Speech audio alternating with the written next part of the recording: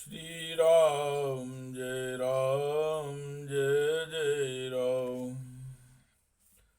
श्री राम जय राम जय जय राम। श्री राम जय राम जय जय राम।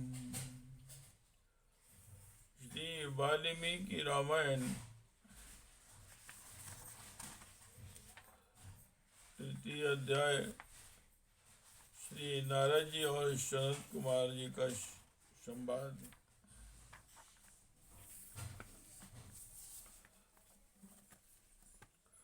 ओम ऋषिर्वाच राजन् यदुक्तं भवता तत्सर्वं त्वत्कुलोचितम् विनयावन्ता सर्वे परम श्रेये भजन्ति। ऋषि बोले, हे राजन, तुमने जो कुछ कहा है वह सब तुम्हारे कुल के अनुरूप है। जो इस प्रकार विनय से झुक जाते हैं वे सब लोग परम कल्याण के भागी होते हैं। प्रीतो अस्मितो भूपाल सन्मार्ग परिवर्तिनः स्वस्थिते अस्तु मह्यभान्त्या पृच्छामि तदुच्यताम्। हे भूपाल, तुम सन्मार्ग पर चलने वाले हो, मैं तुम पर बहुत प्रसन्न हूँ। हे महाभाग, तुम्हारा कल्याण हो, मैं तुमसे जो कुछ पूछता हूँ उसे बताओ। हरि संतोष कन्यासन पुराणानि बहून्यपि माघे मासि चोद्यतो असि रामायण परायणः तो भार्यापि साध्वीयम् नित्यं राम परायणां किमर्थमे तद्वृत्तान्तं यथावद् मुक्तुमर्हसि। यद्यपि भगवान श्री हरि को संतुष्ट करने वाले बहुत से पुराण भी थे जिनका तुम पाठ कर सकते थे, तथापि इस माघ मास में सब प्रकार से प्रयत्नशील होकर तुम जो रामायण के ही पारायण में लगे हुए हो, तथा तुम्हारी यह साध्वी पत्नी भी सदा जो भगवान श्री राम की आराधना में रत रहती है, इसका क्या कारण है? यह वृत्तांत यथावत रूप से मुझे बताइए। ओम श्री राजोवाच श्री राम जय जय राम। श्री राम जय जय राम। श्री राम जय जय राम। शृणुषु भगवन् सर्वं यत् पृच्छसि वदामि तत् आश्चर्यं यदि लोकानां वयोश्चरितं मुने। राजा ने कहा, हे भगवान, सुनिए, आप जो कुछ पूछते हैं वह सब मैं बता रहा हूँ मुने। हे मुने, हम दोनों का चरित्र संपूर्ण जगत के लिए आश्चर्यजनक है। अहमासम पुरा शूद्रो मालतीर्णाम सत्तम कुमार्ग निरतो नित्यम सर्वलोकाहितो रतः। हे साधु शिरोमणि, पूर्व जन्म में मैं मालती नामक शूद्र था,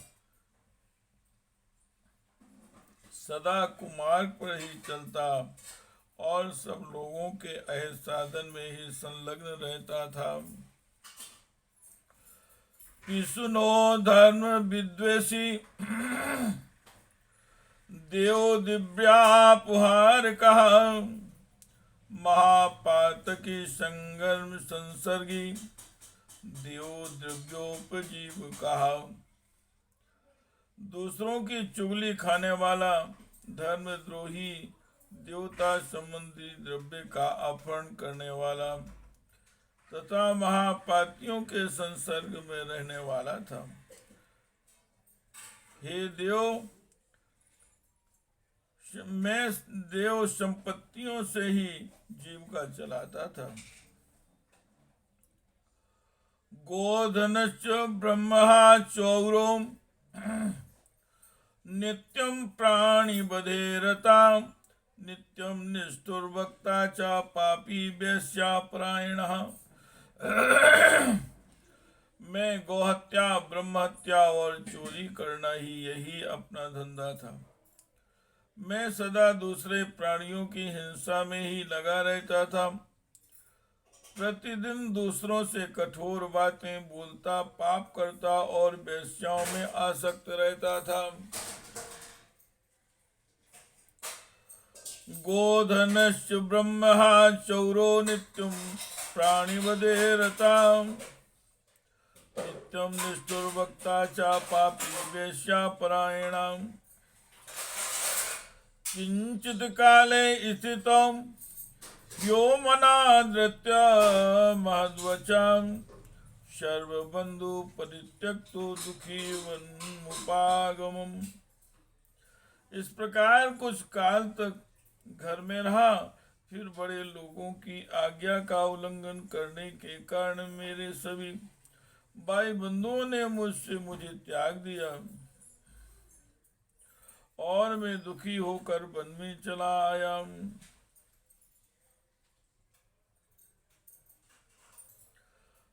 मृगमासा शमनम नित्यम तथा मार्ग विरोध कृत एकागी दुख बहुलो न्यावसम निर्जने बने। वहां प्रतिदिन मृगों की मांग का मांस खाकर रहता था और कांटे आदि बिछाकर लोगों के आने जाने का मार्ग अवरुद्ध कर देता था। इस तरह अकेला बहुत दुख भोगता हुआ मैं उस निर्जन वन में रहने लगा। एकदाच्युत परिश्रांतो निद्रा पूर्ण घूर्ण पिपासिता वशिष्ठस्याश्रमं देवात् पश्चिम निर्जने वने। एक दिन की बात है, मैं भूखा प्यासा थका मादा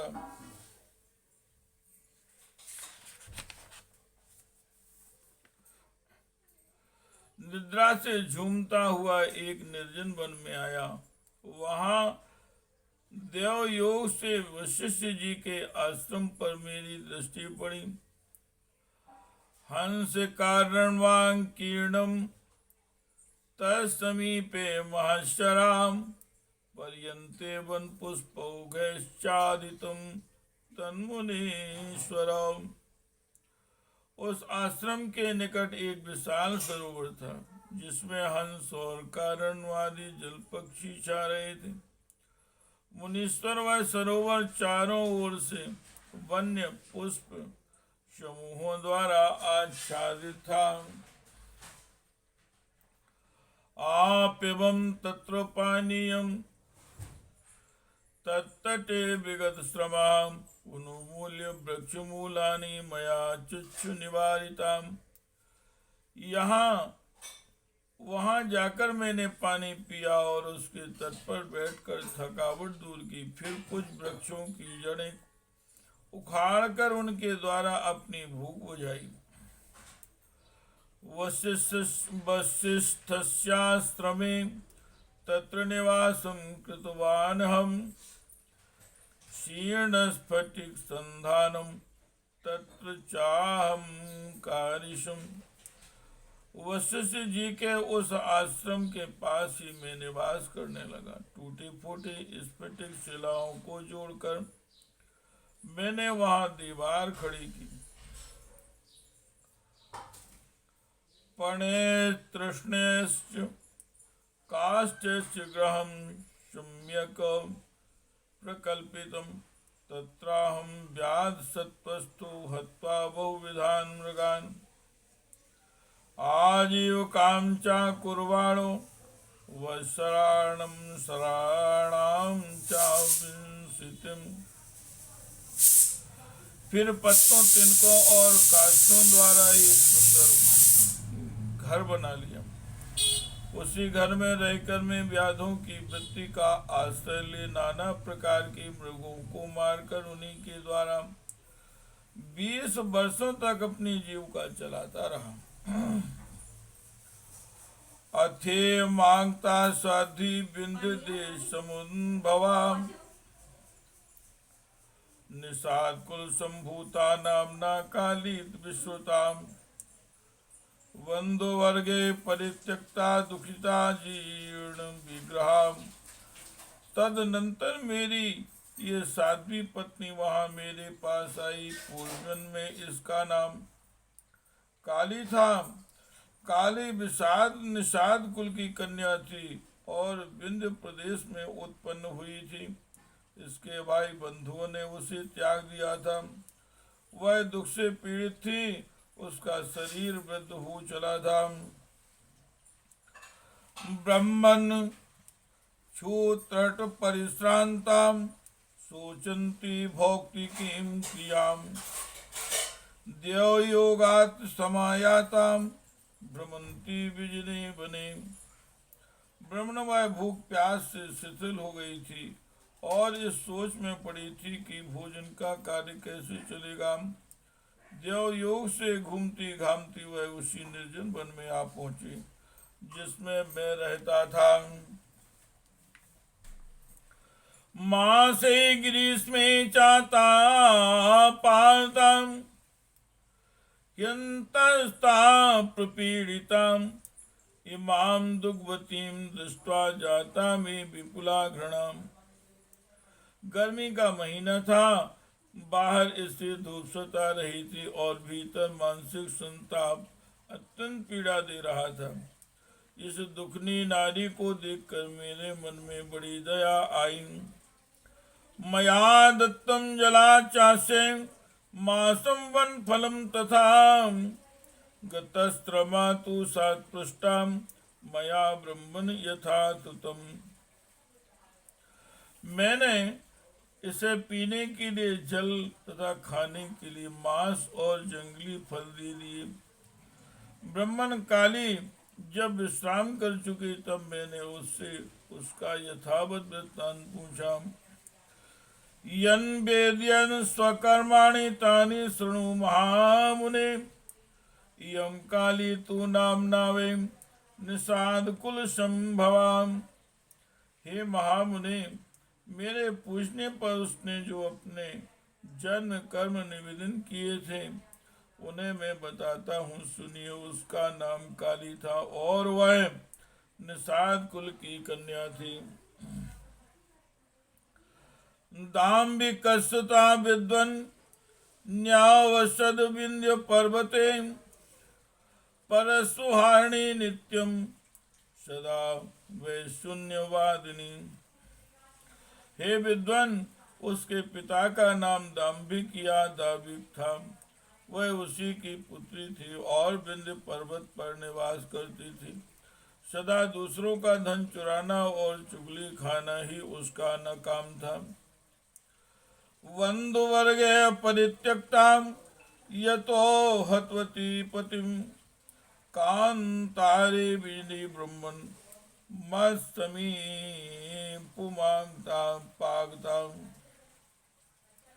एक दिन उसने अपने पति की हत्या कर डाली, इसीलिए भाई बंधुओं ने उसे घर से निकाल दिया। ब्राह्मण इस तरह परित्यक्ता काली उस दुर्गम एवं निर्जन वन में मेरे पास आई थी। इत्येवं स्वकृतं कर्म सर्वमहमयं न्यवेदयत वसिष्ठस्याश्रमे पुण्ये अहं चेयं चावै मुनि दंपति भावमाश्रित्य स्थितो माशासिनो तदा। उसने अपनी सारी करतूतें मुझे इस रूप में बताई थी। हे मुने, तब वशिष्ठ जी के उस पवित्र आश्रम के निकट में और काली दोनों पति पत्नी का संबंध स्वीकार करके रहने और मांसाहार से ही जीवन निर्वाह करने लगे। उद्यमार्थे गतौ च वसिष्ठस्याश्रमं तदा दृष्ट्वा च समाजं च देवर्षीणां च सत्तमं रामायण पराभिप्रा मागे दुष्टा दिने दिने। एक दिन हम दोनों जीविका के निमित्त कुछ उद्यम करने के लिए वहां वशिष्ठ जी के आश्रम पर गए। हे महात्मन, वहां देवर्षियों का समाज जुटा हुआ था।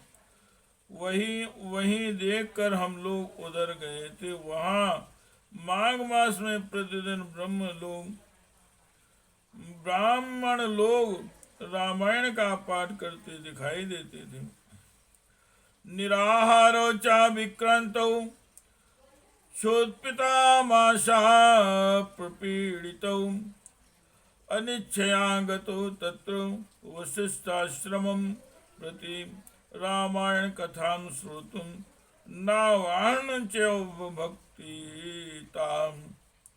तत्काल एवं पंचत्वमाव योर्भवन मुने। उस समय हम लोग निराहार थे और पुरुषार्थ करने में समर्थ होकर भी भूख प्यास से कष्ट पा रहे थे। अतः बिना इच्छा के वशिष्ठ जी के आश्रम पर चले गए थे। फिर लगातार 9 दिनों तक भक्ति पूर्वक रामायण की कथा सुनने के लिए हम दोनों वहां जाते रहे। हे मुने, उसी समय हम दोनों की मृत्यु हो गई। कर्मणा तेन तुष्टात्मा भगवान मधुसूदनः स्वादूतान् प्रेयसामास मदाहरण कारणात्। हमारे उस कर्म से भगवान मधुसूदन का मन प्रसन्न हो गया, अतः उन्होंने हमें ले आने के लिए दूत भेजे। आरोग्य माम विमाने तु जगमुस्ते चापरम पदम आवां समीपमापन्नौ देवदेवश्चक्रिणाम्। वे दूत हम दोनों को विमान में बिठाकर भगवान के परम पद उत्तम धाम में ले गए। हम दोनों देवादिदेव चक्रपाणी के निकट पहुंचे। भुक्तवन्तो महाभोगान् यावत् कालं शृणुत्वमें योको सहस्राणि योकोटि शतानि चाम्। उषित्वा राम भवने ब्रह्मलोकमुपागतौ तावत् कालं चातत्रापि स्थितमेन्द्रोपदमागतौ। वहाँ हमने जितने समय तक बड़े बड़े भोग भोगे थे वह बता रहे हैं। सुनिए, कोटि सहस्त्र और कोटि शत युगों तक श्री राम धाम में निवास करके हम लोग ब्रह्मलोक में आए। वहां भी इतने ही समय तक रहकर हम इंद्रलोक में आ गए।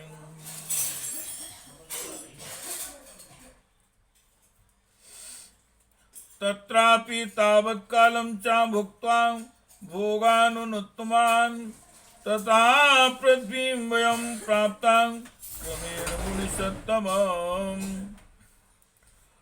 हे मुनि श्रेष्ठ, इंद्रलोक में भी जितने ही काल तक परम उत्तम भोग भोगने के पश्चात हम पृथ्वी पर आए हैं। अत्रापि संपद तुला रामायण प्रसादता अनिच्छा कृतेनापि प्राप्तुमेवं विधुम मुने। यहाँ भी रामायण के प्रसाद से हमें अतुल संपत्ति प्राप्त हुई है। हे मुने, अनिच्छा से रामायण का श्रवण करने पर भी हमें ऐसा फल प्राप्त हुआ है। नवाणां किल स्तोतव्यं रामायण कथामृतं भक्ति भावेन धर्मात्मन जन्म मृत्यु जरापुहम्। हे धर्मात्मन, यदि 9 दिनों तक भक्ति भाव से रामायण की अमृत कथा सुनी जाए तो वह जन्म, जरा और मृत्यु का नाश करने वाली होती है। औसेनापि यत् कर्म कृतं तुम सो महत्फलम ददाति शृणुम विप्रेन्द्र रामायण प्रसादताम। हे विप्रवर, सुनिए, विवश होकर भी जो कर्म किया जाता है वह रामायण के प्रसाद से परम महान फल प्रदान करता है। श्री राम जय राम, जय जय राम, श्री राम जय राम, जय जय राम, श्री राम जय राम, जय जय राम।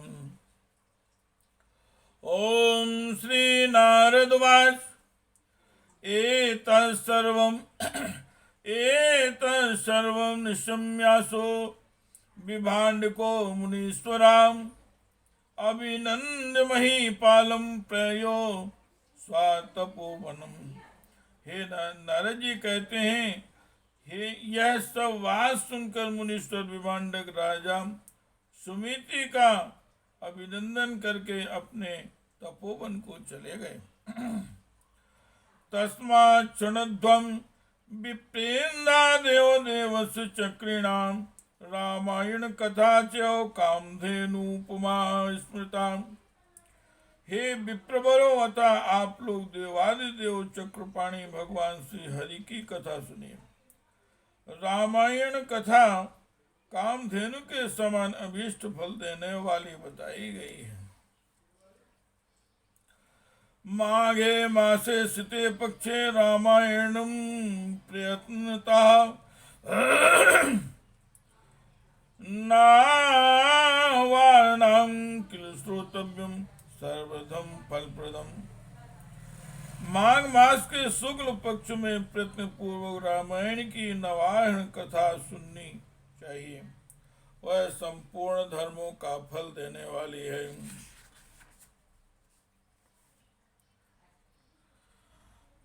फल प्रदान करने वाले हैं।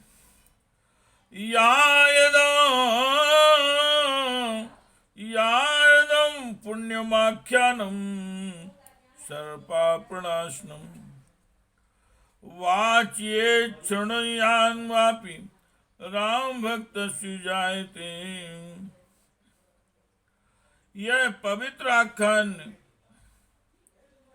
यह पवित्र आख्यान समस्त पापों का नाश करने वाला है। जो इसे बांधता अथवा सुनता है, जो इसे वाचता अथवा सुनता है, वह भगवान श्री राम के भक्त हो जाता है।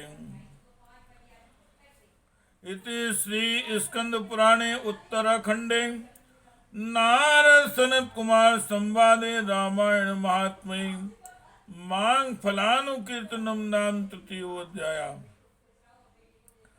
इस प्रकार श्री स्कंद पुराण के उत्तरखंड में नारद सनत कुमार संवाद के अंतर्गत रामायण महात्म्य के प्रसंग में माघ मास में रामायण कथा श्रवण के फल का वर्णन नामक तीसरा अध्याय पूरा हुआ।